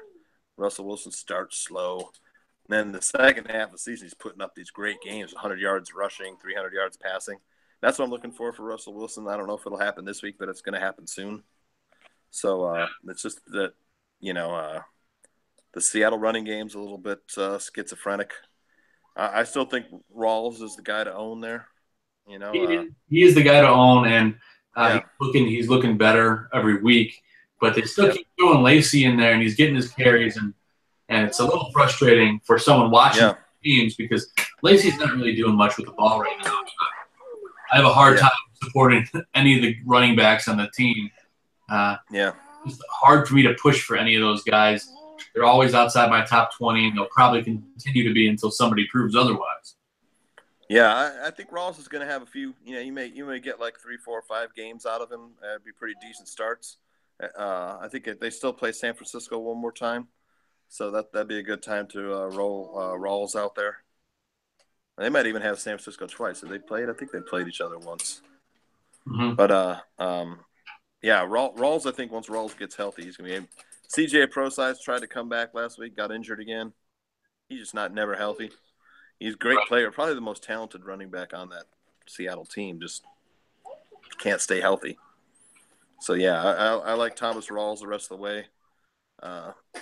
Hopefully, Rawls has one of those games where they just 100 yards and a touchdown. And just, all right, you're the guy.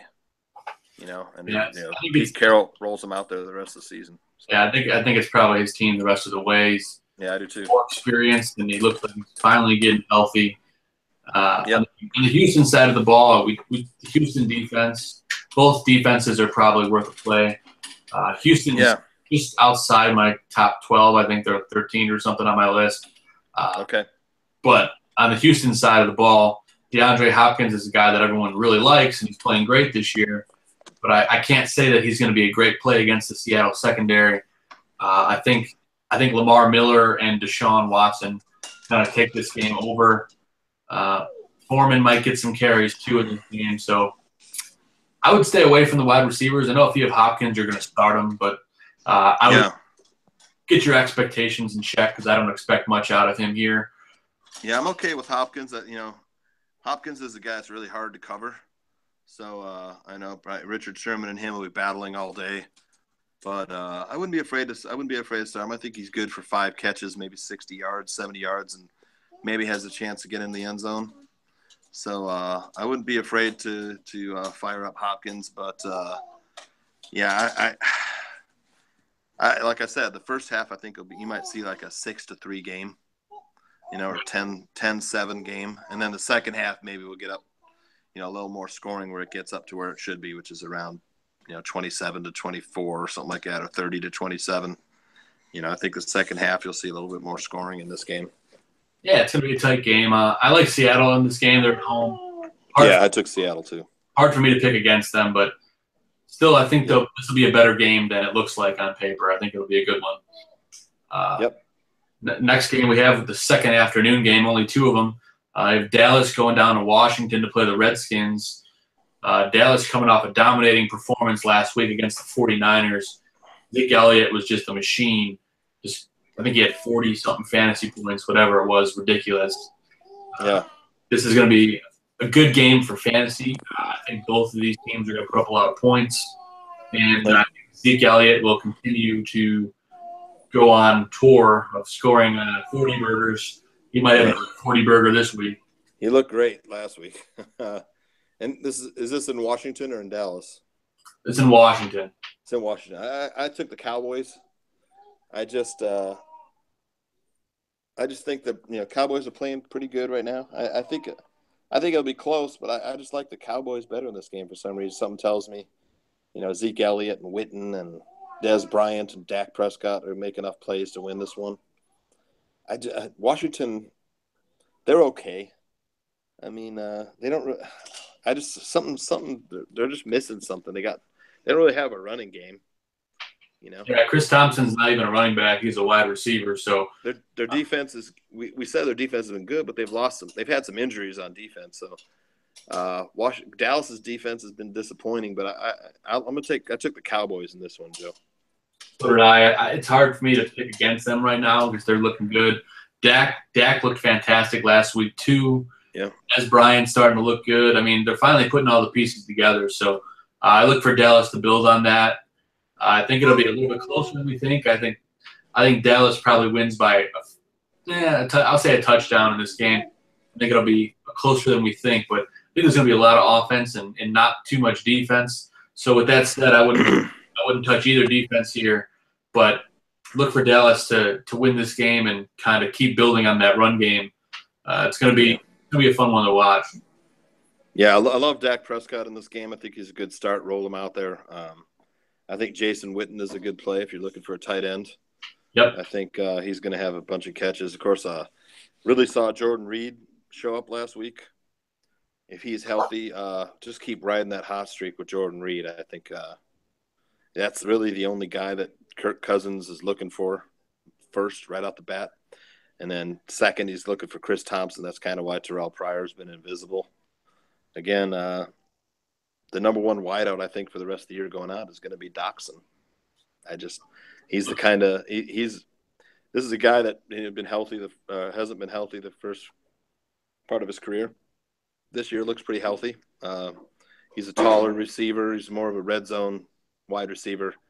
I don't know. I just don't like. I think Crowder's banged up, and I think Pryor's just not having a good season. Yeah, that offense is very unpredictable. So yeah, I think when Rob Kelly's finally fully healthy, looks like he might be getting there. Maybe it'll open things up, but I have a hard time seeing it happen right now. But yeah, I do think that there's something wrong with that offense. I can't pinpoint what it is. Maybe Terrell Pryor. Who knows? Maybe they'll trade him off and things will be better. But we'll have to kind of wait and see on that front.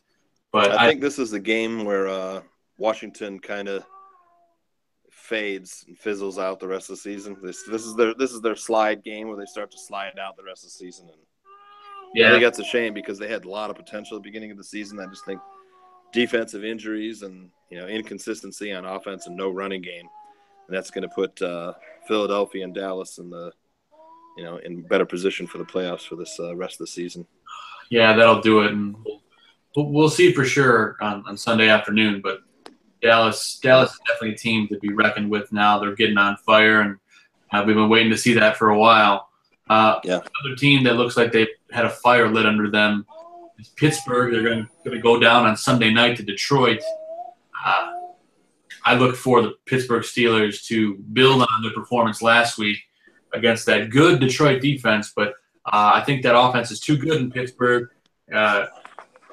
Both top running back and top wide receiver in the league. Brown and Bell, both those guys have huge nights. Juju Schuster-Smith's a great play in this game too. Martavis Bryant demoted to the practice squad, probably going to get cut by the team. So Schuster-Smith instantly becomes the number 2 talented guy. I look for him to get really involved. I picked him up in every league that I'm in, and I think everyone else should do the same. Yeah, I like him too. I think he's clearly the second best receiver on that team. I don't know what the deal is with Martavis Bryant. He's just kind of some boneheaded decisions in the past few weeks. He's not long for their Pittsburgh team anymore. I don't think this game is going to be, a total blowout. Pittsburgh still has their struggles on the road. I think they'll find a way to win, but I think Detroit has a chance to steal this one. I know that's the only reason that's stopping me from picking the Lions. I think Golden Tate might be out this game. I don't know. Is he back this week or? He's banged up. I think he's still questionable, but okay. So yeah, check on that one. But Detroit doesn't have enough offense to keep up with Pittsburgh. That's the story, really. And I think there's not much difference between the two defenses here. So Pittsburgh clearly the better offense. If they decide that they're going to be a playoff or championship team, this would be a good week to put that notion to rest that they're not a championship team. And I think if they go into Detroit and really play like they can play, the rest of the season looks good for the Steelers. Yeah, it's finally to have a real. It's nice having a good Sunday nighter. It's been kind of inconsistent this year, but I think this will be a good game. Yeah. Detroit defense is good. The offense is pretty good. Golden This is Tate the Sunday night game? Sunday night, yeah. Okay. All right. So Golden Tate actually came out today and said that no pain, no gain. I plan on playing. As of right now, he plans on playing. So okay. Shoulder injury, so it might slow him down a little bit. But if they're full speed, I would expect to see a really close game between these teams. Yeah. All right. Yeah, I like it. So I like Pittsburgh. I think you said you like Pittsburgh. Yeah, I'm taking Pittsburgh in this one. Yeah. But it should be a fun one to watch. Yep. And it leaves us one more matchup. Monday night, Denver looked terrible the last couple weeks. They got to go to Kansas City and play the Chiefs. It's going to be a tough one for Denver to pull out, I think. But Trevor Simeon's still starting at quarterback. They're still banged up at wide receiver. Emmanuel Sanders questionable. I believe Demaryius Thomas is also banged up. So it's going to be interesting to see how things play out when that receiving core is kind of banged up and Kansas City's coming off weak performances, but they need to turn it around, and I don't know if there's a better team to play right now than Denver. Yeah, I like the Chiefs in this game.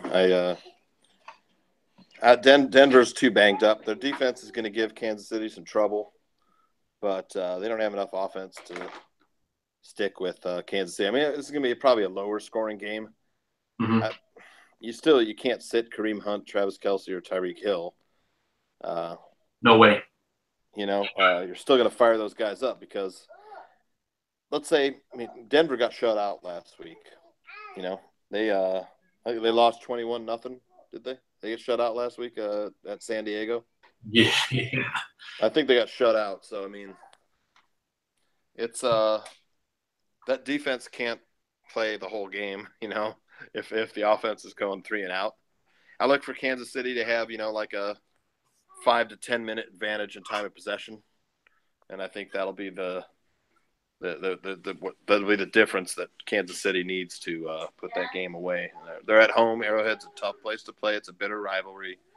I think this is a game that the Chiefs should win.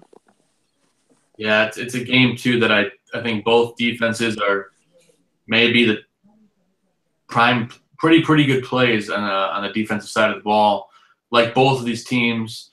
But I think the star attraction of this game, at least in my opinion, is probably Tyreek Hill. I know the secondary is really good in Denver, but Tyreek Hill is a speedster, and I think he could kind of blow this game wide open if he gets going. Yeah, I've got him on my team, so to me, it was like, here's the thing with Tyreek Hill. It's like he could either be really good or he's going to be just like terrible, So it's like he's definitely a boom or bust player at this year in the draft because he's got so much speed. Whether or not he could put together the route running and hands, to be a number one wide receiver, and he's been pretty good at. He's probably in the top 15 receivers this season. Yeah, I think so. So definitely can still do a lot more damage. We'll see. I think he might be a second half player. As long as he stays healthy. But the thing that worries me is that there's not much opposite him other than Kelce, and Kareem Hunt. That's what kept him afloat. So we'll see. I think Andy Reid's a smart enough coach to get Tyreek Hill, enough touches, and Kelce and Hunt enough touches to where they make a run deep into the playoffs. Yeah, they're going to be a great team going forward, especially if Reid can get that balance figured out and how to operate on offense. The defense needs to get things figured out too. The defense has been pretty poor the last couple of weeks. I know they're banged up, so hopefully they can get things together there. But I definitely think that the Kansas City's a playoff team, and they may go deep in the playoffs if things fall the right way for them. Yeah, I think so. So you like the Broncos too? I mean, I like the Chiefs over the Broncos, right? Yeah, I like the Chiefs in this game. I think it's going to be pretty easy. I don't think it's even going to be all that close. I think the only thing keeping it close is the Denver defense, and I just don't know if they're going to be able to contain this offense.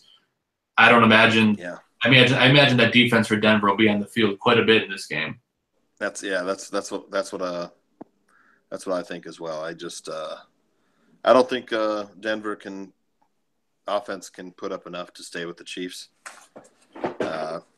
And I think that'll be the difference in the game. I think Denver's still trying to find its offense. They haven't really settled on a running back. They have like no tight ends. So Yeah, no, not at all. the receivers are banged up, and the quarterback play has been mediocre. So I think the Chiefs win this one pretty handily, maybe like 21-13, 24 to 13. I think so as well. That's Something good. like that. I think there'll be some good defensive plays in this game, but I still think that it's pretty easily a Kansas City game. Yeah. And it's hard to believe, but we actually went through all the matchups.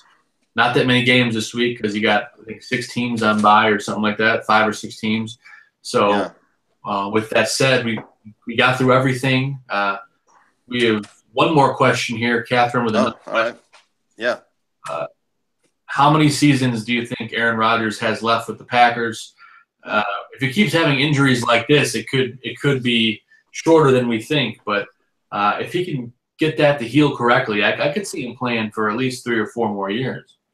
Yeah, he's 35, I think, 34 or 35 years old. Yeah, right. And I think he's 34. I see 5 or 6 more seasons in him. He's that good of a player. He's smart. Keeps himself in real good shape. It's a shame he didn't play.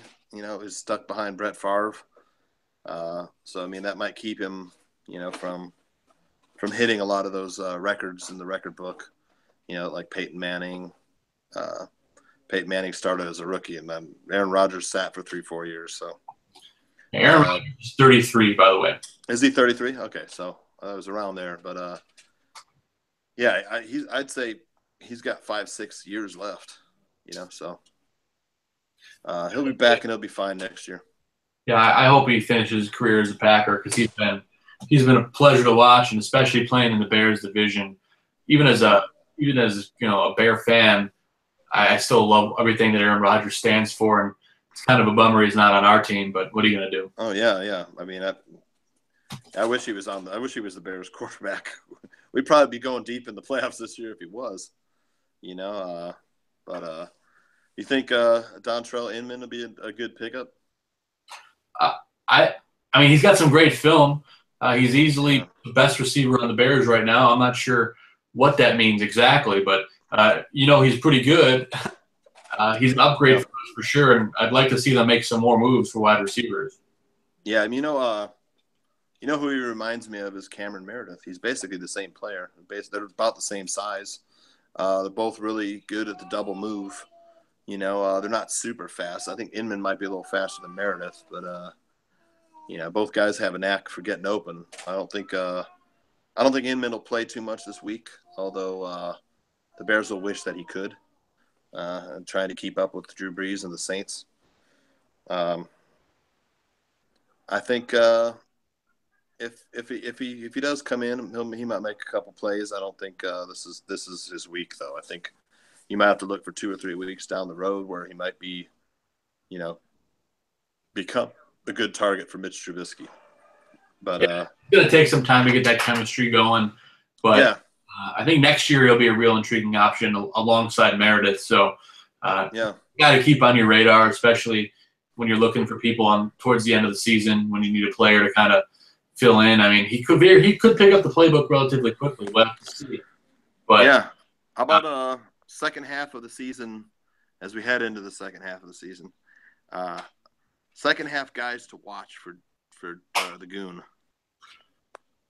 I know we talked about him a little bit earlier this year, and he's probably scooped up in every single league, but I think Austin Seferian-Jenkins at tight end easily could finish the year in the top 5 at tight end. I mean, he's been targeted an insane amount, and he could very well be top 5. I think he's a great player. If you could trade for him, I think it's a good time now because I think he's only going to get more and more productive as we go on. So I think Inman's a good player to watch. Talked a little bit about Juju Smith-Schuster. Yeah. Pittsburgh, I have a hard time saying juju all the time. I think I'm talking about having some good juju. But Yeah, Juju Smith-Schuster. That's a great call for the second half of the season. I think you're going to get 3-4 touchdowns out of him the rest of the way. He's good. The red zone target. A couple deep sleepers. I talked about another one on the Steelers was Vance McDonald, who I think once he, I talked about him last week. I really like his speed. I think if the Steelers are smart, they'll get him involved in the passing game, and then you're really going to see the Steelers being a team that nobody wants to play in the playoffs. They'll be that team that people hope they don't draw in the first round, unless the Steelers get a bye. But another guy I talked about briefly is Marquise Goodwin. I think he's a little bit banged up right now, but he's kind of one of those little shifty speed receivers that a young quarterback, could get a ball on a quick slant. And I think that's good for a young quarterback like C.J. Beathard, who doesn't, he's been finding his tight end from San Francisco, but I think there's not a lot of guys left, out there at this point in the season, injuries and buys. And another guy I talked about was Brandon Coleman on the Saints. yeah, I think if Michael Thomas misses any significant time, he'd be someone you definitely want to look at. And then another guy I think who's really getting a little bit more. I know it's a running back by committee, but Deion Lewis, a couple of years ago, he had, a second half of the season where he pretty much got people into the playoffs, with catching the ball and running the ball. And unfortunately, Gillislee didn't get the goal line touches last week. It was Deion Lewis. Yeah, Gillislee's kind of becoming lost in that backfield right now. I can't believe that, man. To me, Gillislee is the most talented back on that team. And Belichick's just so hard-headed. James White's good. Don't get me wrong. Deion Lewis is good. Rex Burkhead is okay. But Mike Gillislee, pound for pound, is the most. He's the fastest. He's the biggest. He's the strongest. I don't know. Maybe he pissed off Belichick's. Maybe he's late to meetings or something. Could be. I don't know. Something stupid, probably. But I know people like who have Isaiah Crowell and Joe Mixon. They kind of been disappointed. I would say keep playing Joe Mixon. I think he's going to have a good second half. Isaiah Crowell, I'm not too sure of. I just don't know. There's too many injuries on that offensive line of Cleveland to keep me excited there. And then, of course, we talked about Jalen Richard. Well, I'm sure he's probably already picked up, but if the Raiders, beast mode been pretty ineffective, so DeAndre Washington and Jalen Richard are probably two backs that are better than Marshawn Lynch at this point. I know you probably are you probably are in agreement with me like that on Marshawn, but we'll see. I don't know if I have any other deep sleepers. Yeah, I think that's right now. Marshawn's been a kind of interesting player this year. He's been back and forth, up and down, and not suspended. So he's a guy you got to wait and see on. Like I think you said, Richard's a good pickup. Hold on to him, see what happens. Yeah. Not a lot of guys out there. We went through the guys that we think. We talked a lot of stuff. We got a lot of questions. This was a great live stream. So thank you guys for everybody for tuning in. We're going to do this. We're going to try to do this as much as we can. So thank you. Thank you for tuning in to the Fantasy Football Goon podcast / Google Hangout. We appreciate you guys hanging out with us. We love all your questions. Make sure you follow us on Twitter at FFBGoon. Subscribe to our YouTube channel here. Subscribe to us on iTunes and SoundCloud. And then make sure you visit us at fantasyfootballgoon.com. We got our rankings up every week. And we put up sleepers. We answer all questions that we get. So we really appreciate you guys tuning in. Thank you, as always, to Tooch for hanging out with me. John, thank you very much, buddy. That was my pleasure. Love talking fantasy football. Yeah, it's a great live session. We're going to keep doing these. And we love you guys here at Fantasy Football Goon. We're all about you, the fantasy player. We answer all questions all year long. So shoot us your tweets and give us everything else. So we're all about you guys. Thank you for tuning in. And we will catch you guys next time. Adios, muchachos. See you, Joe. All right, see you guys. Take it easy. Bye.